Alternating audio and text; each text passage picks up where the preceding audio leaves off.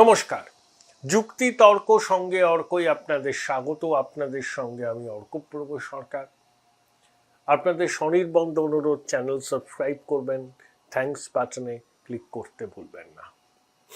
রাজ্য রাজনীতির গতিপথ আগামী দিনে কি হতে চলেছে?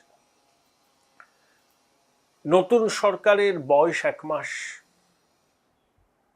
কেন্দ্র রাজ্য সমন্বয়ের এক বিরল দৃশ্য আমরা দেখছি, যেটা বিগত 50 বছরে দেখিনি। সর্বতোভাবে প্রধানমন্ত্রী নরেন্দ্র মোদী তার মন্ত্রিসভার সদস্যদের নির্দেশ দিয়েছেন পশ্চিমবঙ্গের সরকারকে সর্বতোভাবে সাহায্য করা। সমস্ত রকম কেন্দ্রীয় প্রকল্পের সঙ্গে যুক্ত হচ্ছে পশ্চিমবঙ্গ সরকার। কেন্দ্রের মন্ত্রীরা আসছেন, কখন রেলমন্ত্রী, জাহাজ মন্ত্রী, তথ্য ইলেকট্রনিক্সের মন্ত্রী, তথ্য সম্প্রচারের মন্ত্রী শুভেন্দুবাবু যাচ্ছেন, স্বরাষ্ট্রমন্ত্রীর সঙ্গে দেখা করছেন, প্রধানমন্ত্রী আসছেন, দুর্গাপুজোকে নিয়ে মেগা প্ল্যান তৈরি করেছেন। দপ্তর বন্টনের বিষয়ে আপনারা ইতিমধ্যেই সমস্ত কিছু জেনে গেছেন। তাহলে আগামী দিনে পশ্চিমবঙ্গের রাজনীতির অভিমুখটা কি হতে চলেছে, সেটাই তো এখন বিবেচ্য। বিশ্বনাথ দা, 1967 সালে কংগ্রেস ভারতবর্ষের 9টা রাজ্যে বিধানসভায় হেরেছিল, লোকসভায় পেয়েছিল 284টা আসন। উত্তরপ্রদেশ, বিহার, পাঞ্জাব এই সমস্ত জায়গায় ক্রান্তি দল, জনসংঘ, প্রজা সোশ্যালিস্ট পার্টি মিলেমিশে তাদের যে বিধায়ক ছিল নাম দিয়েছিল সংযুক্ত বিধায়ক দল। এই সংযুক্ত বিধায়ক দল বিভিন্ন রাজ্যে ক্ষমতার অংশীদার হয়েছিল, মন্ত্রিসভায় গেছিল। এই যে তৃণমূলের পরিষদীয় দলে ভাঙন বা সাংসদরা বেরিয়ে আসছেন, এরা বলছে আমরাই তৃণমূল, বুঝতে পেরেছেন? তাহলে এরকম কোন নোমেনক্লেচারের মধ্যে দিয়ে তারা গেল না কেন? না দেখো, মানে আমার যেটা মনে হয় যে তৃণমূল কংগ্রেসটা তো তৈরি করেছিল মমতা বন্দ্যোপাধ্যায়, এবং মমতার বাইরে মানে আমরাই তো বলতাম যে একটাই পোস্ট, বাকি সব ল্যাম্প পোস্ট। ফলে হয়তো তারা আজকে বিধায়ক, তারা সাংসদ, বিধায়ক হিসাবে তারা আলাদা থাকতে চাইছেন, মানে মমতা এবং অভিষেকের থেকে দূরত্ব তৈরি করতে চাইছেন। সেটার পেছনে কিন্তু আলাদা আলাদা কারণ আছে। একটা কারণ যেমন আছে যে মমতা আর অভিষেক ব্যর্থ হয়েছেন, ব্যর্থতার পেছনে কেউ থাকতে চায় না। ফলে এবং 15 বছরের যে মমতা বন্দ্যোপাধ্যায়, অভিষেক বন্দ্যোপাধ্যায়ের অত্যাচারের প্রশাসন, অত্যাচারের রাজনীতি, সেটা সেখানে জনরোষ মারাত্মক লেভেলে। ফলে জনরোষ থেকে বাঁচার জন্য অনেকেই মমতা বন্দ্যোপাধ্যায়, অভিষেক বন্দ্যোপাধ্যায়ের থেকে দূরত্ব তৈরি করতে চাইছেন। সেই দূরত্ব তারা যত তৈরি করতে পারবেন, নিজেদের তত নিরাপদ রাখতে পারবেন। সেই ভাবনা থেকেই কিন্তু তৃণমূল কংগ্রেস মধ্যে থেকেই মমতা অভিষেকের থেকে দূরত্ব তৈরি করার জন্য আলাদা, মানে তৃণমূলের আলাদা মঞ্চ, এই ভাবনা। এটা আমি বুঝতে পারছি, হ্যাঁ, কিন্তু তাতেও বলছে যে আমাদের পথপ্রদর্শক মমতা। আমি বললাম কেন তৃণমূলের নামও নিশান কেন থাকবে? যেটা হয়েছিল ভারতবর্ষের ইতিহাসে সংযুক্ত বিধায়ক দল। না দেখো, মানে সবাই কিন্তু বলছে না কথাটা। ঋতব্রত বন্দ্যোপাধ্যায় প্রথম দিন বলার পরে খুব একটা এখন বলছে তাও নয়। আর ওখানে দিল্লিতে কাকলি ঘোষদস্তিদার কালকে যে গোষ্ঠী তৈরি করলো, সেখানে কিন্তু মমতা, মানে অভিষেক তো দূরের কথা, ওরা সরাসরি বললো যে আমরা এনডিএ তে যাব। কালকে অনেক রাত্রে আরেকটা বুথে সে পরিষ্কার বললো যে প্রয়োজনে আমরা মানে মন্ত্রিসভাতেও যেতে পারি। ফলে তুমি বুঝতে পারছো তো যে এটা কিন্তু মানে জাতীয় স্তরের বিভাজনটা যেটা আমরা দেখতে পাচ্ছি, সেটা অনেকটাই কিন্তু একনাথ মডেলের মতন, মানে শিবসেনার ভাঙনের মতন। কে প্রকৃত শিবসেনা, সেই প্রশ্নটা একটা সময় হয়তো আসবে। এখানে মানে এসেছিল, এখানেও ঠিক তেমনি ভাবে তৃণমূল কংগ্রেসের প্রকৃত তৃণমূল কে, কার হাতে সিম্বল থাকবে, কার হাতে পার্টি অফিস থাকবে, কার হাতে তৃণমূলের তহবিল থাকবে, এই লড়াই হবে। মানে অর্ক একটুখানি ধৈর্য ধরতে হবে, এই লড়াই হবে। কিন্তু পরিচিত একটা নাম তৃণমূল কংগ্রেস, তার প্রতীক, ফলে মানে এইটা তারা ইতিমধ্যেই ইতব্যত মানে পরিষদীয় নেতা হিসাবে তারাই মানে মূল তৃণমূল দাবি করেছে। কালকে একদম পরিষ্কার করে কাকলি ঘোষ দস্তিদারি বলছেন যে তারাই প্রকৃত তৃণমূল। ফলে এই লড়াইটাকে আমরা এখনো সারফেসে আসতে দেখছি না, কিন্তু অল্প সময়ের মধ্যে কিন্তু আসবে, এটা আমি নিশ্চিত। ডিএমকে 22 জন লোকসভার সদস্য আছে। ডিএমকে ইন্ডিয়া জোটের বৈঠকে গেল না, কিন্তু ডিএমকে ভাঙলো না, তৃণমূল ভাঙলো।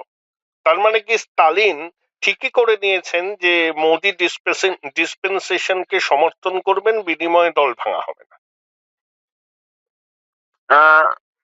না, দেখো, ডিএমকে আর তৃণমূল কিন্তু তুমি দুটো এক করবে না। তৃণমূলের 15 বছরের শাসনটা কার্যত শুধু অপশাসন তো নয়, মানুষের মিস গভর্নমেন্ট থাকে, নন গভর্নেন্স থাকে একরকম। আর এই শাসনটাই ছিল দুর্বৃত্তের শাসন, যেখানে একদিকে তৃণমূলের নেতা নেত্রী কর্মী তারা বিপুল সম্পদ করেছে, আরেকদিকে মানুষকে বঞ্চিত করেছে। একদিকে তারা মধ্যযুগের শাসকদের মতো শাসন করেছে, আরেকদিকে বিরোধীদের উপরে নিপীড়ন, অত্যাচার, গণহত্যা করেছে।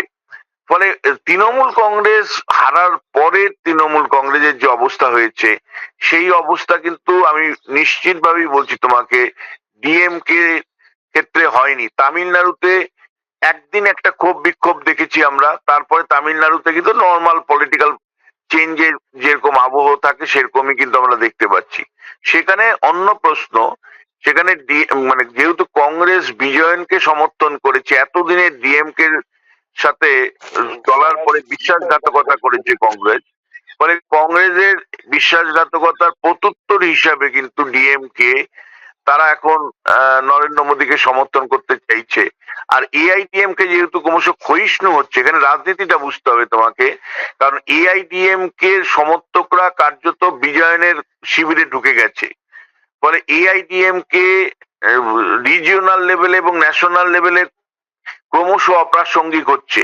ফলে বিজেপিও বুঝছে যে আগামী দিনে যতটা মানে সিট আমরা পাবো বা সমর্থন পাবো ডিএমকে থেকেই পাবো, এআইডিএমকে জোট সঙ্গী হিসাবে আর তেমন রিলায়েবল নয়, এবং তার সমর্থন দিনকে দিন কমে যাচ্ছে বিজয়ন ক্ষমতায় আসার পরে। ফলে সেই জায়গা থেকে কিন্তু একটা স্ট্রাকচারাল চেঞ্জ হচ্ছে তামিলনাড়ুর রাজনীতিতে। যে ডিএমকে বিজেপির বিরোধিতা করেছে, কংগ্রেসের সাথে ছিল, কংগ্রেস যেই মুহূর্তে বিজয়নের পার্টিকে সরকার গঠনে মানে সমর্থন জোগালো, সেই মুহূর্তে ডিএমকে কিন্তু এনডিএ শিবিরের দিকে ঝুঁকছে। এবং যা আমার কাছে খবর, তারা কিন্তু মানে সরাসরি এনডিএ তে সমর্থন করতে পারে, ইন্ডিয়া জোট কমপ্লিটলি ছেড়ে দিচ্ছে তারা। ফিরাদ হাকিমের রাজনৈতিক ভবিষ্যৎ কি? ফিরাদ কি চাইছেন?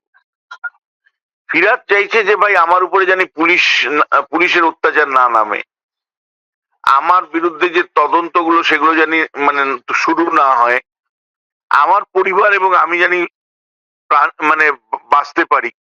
মানে ফিরাদের একটাই লক্ষ্য, চাচা আপন প্রাণ বাঁচা।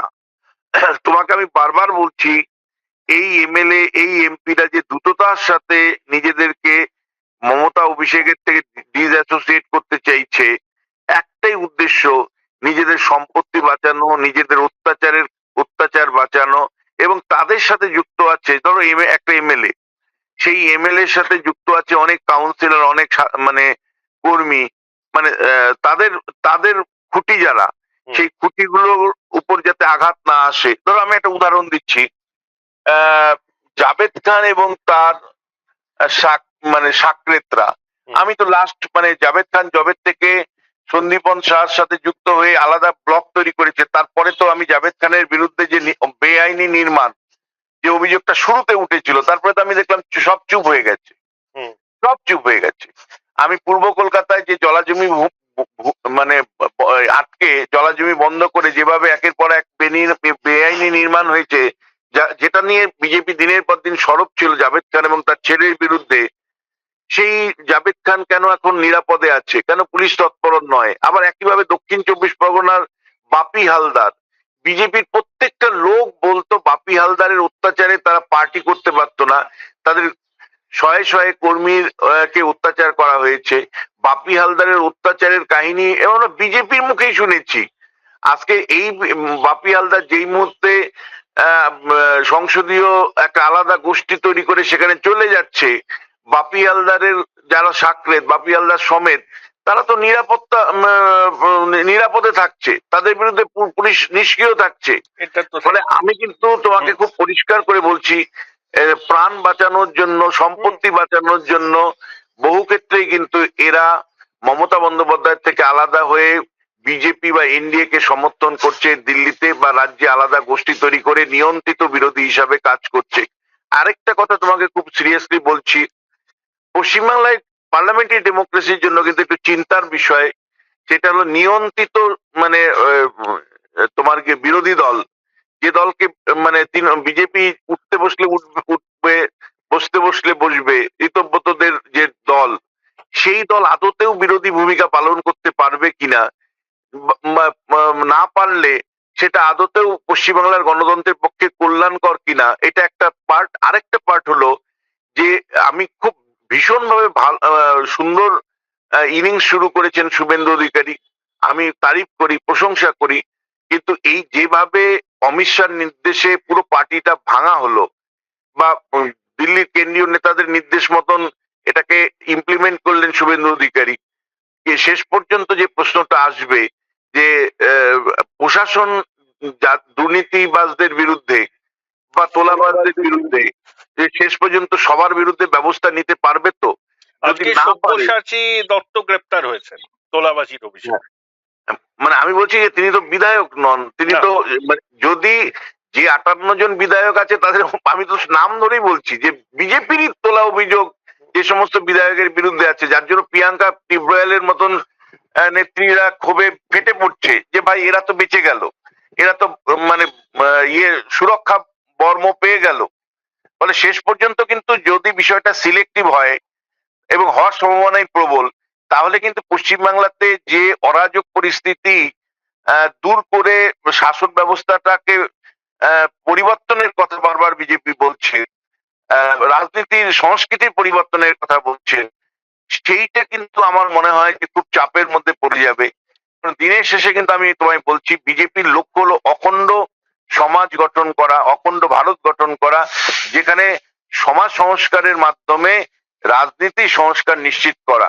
মানে শেষ পর্যন্ত সমাজের যদি দুর্বৃত্তরা থেকে যায়, তারা যদি প্রোটেকশন পেয়ে যায়, মানে সিলেক্টিভ যদি পুলিশ তৎপরতা শেষ পর্যন্ত হয়, তাহলে কিন্তু আমি তোমাকে নিশ্চিত করে বলতে পারি যে বিজেপির যে মূল লক্ষ্য শুধু রাজনৈতিক জমি দখল নয়, পশ্চিমবাংলার সামাজিক সাংস্কৃতিক বহুদিন থেকে চলা যে সামাজিক সাংস্কৃতিক যে অবস্থান, তার একটা বদল করা।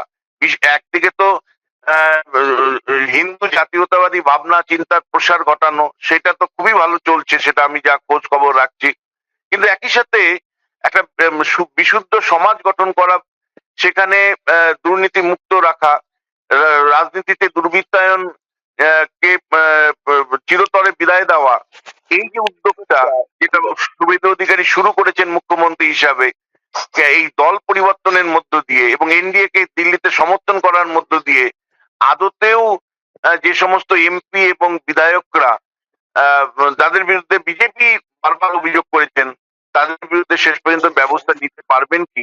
যদি না নিতে পারেন, তাহলে সমাজ পরিবর্তনটা কি অধরাই দেখে কেবল রাজনীতির ক্ষমতা দখলটাকেই প্রাধান্য দিচ্ছেন তারা? আমার শেষ প্রশ্ন, সায়নী ঘোষ, কল্যাণ বন্দ্যোপাধ্যায়, সৌগত রায়, সুদীপ বন্দ্যোপাধ্যায়, মহুয়া মৈত্র, এরা কি করবেন? সাজদা আহমেদ, খলিলুর রহমান। এর মধ্যে সৌগত রায়ের বয়স হয়ে গেছে, সৌগত রায় দড়ি মাছ নাচুই পানির মতন মানে অবস্থান নিয়ে বাকি সময়টা কাটিয়ে দিবেন। আর সায়নী দেরও আমার মনে হয় না যে ইমিডিয়েটলি ওদের যা ইমেজ আছে, মহুয়া মৈত্রর যা ইমেজ আছে মোদী বিরোধিতার, মানে সেখানে তাদেরকে মানে মোদিরাও নেবেন। মানে আমার কিন্তু বলছি এই বিভাজনটা পুরোপুরি মোদির অমিত শাহরা যাদের চাইছেন, ভূপেন্দ্র যাদবরা যাদের চাইছেন তাদেরকেই নিয়েছেন। মানে তীব্র মোদী বিরোধী মুখ, যেটা পশ্চিমবাংলায় হতে পারে বা দিল্লিতেও হতে পারে, তারা চাইলেও কিন্তু বিজেপি শিবিরে ঢুকতে পারবেন আমার বলে মনে হয় না। এবং একটা কথা তোমাকে খুব সিরিয়াসলি বলছি, তবে মমতা বন্দ্যোপাধ্যায় হেরে গেছেন, এটা ফ্যাক্ট। উনার দল উঠে গেছেন কার্যত, সেটাও একদম ফ্যাক্ট। কিন্তু যদি তৃণমূল কংগ্রেস 1% আগামী দিনে ভোট পায়, সেটা কিন্তু মমতা বন্দ্যোপাধ্যায়কে দেখেই পাবে, যে 1% ভোট পায়। আর আমি তোমাকে নিশ্চিত করে বলতে পারি, কাকলির ঘোষ দস্তিদার হোক, বাপি হালদার হোক, জাভেদ খান হোক, কারো নিজের দমে কিন্তু জিতে আসার মানে ক্ষমতা নেই, কারো নিজের দমে জিতে আসা মানে সম্ভবই নয়। আর এই লোকগুলো, ধরো কাকলি ঘোষ দস্তিদার, বাপি হালদার, ঋতব বোতরা যখন নিজের কনস্টিটিউয়েন্সিতে যাবে, তখন তাদের সাথে বিজেপির সম্পর্ক কি হবে, বিজেপির কর্মীদের সম্পর্ক কি হবে? যে বিজেপি কর্মীরা তৃণমূলের বিপরীতে ভোট দিয়েছিল, যে বিজেপি কর্মীরা দিনের পর দিন ঋতব বোতর বিরুদ্ধে লড়াই করেছে, দিনের পর দিন তারা বাপি হালদারের বিরুদ্ধে লড়াই করেছে, তারাই যদি বিজেপির সমর্থক হয়, শেষ পর্যন্ত বিজেপির কর্মী সমর্থকদের মনে কিন্তু একটা ব্যথা তৈরি হবে, যে যাদের বিরুদ্ধে লড়াই করলাম তারাই এখন আমাদের সমর্থক হয়ে যাচ্ছে, প্রোটেক্ট পেয়ে যাচ্ছে পুলিশ প্রশাসনের। এটা বিজেপির কর্মী সমর্থকদেরকে ভীষণভাবে দুঃখিত করবে, বিচলিত করবে। ফলে এই জায়গাটা কিভাবে বিজেপির নেতৃত্ব সামাল দেয়, সেটাও কিন্তু দেখা। Thank you Vishwanath, thank you. Join Runux Institute of Hotel Management, New Town, offering guaranteed global placement in hotel, hospitality, aviation, hospital and culinary management.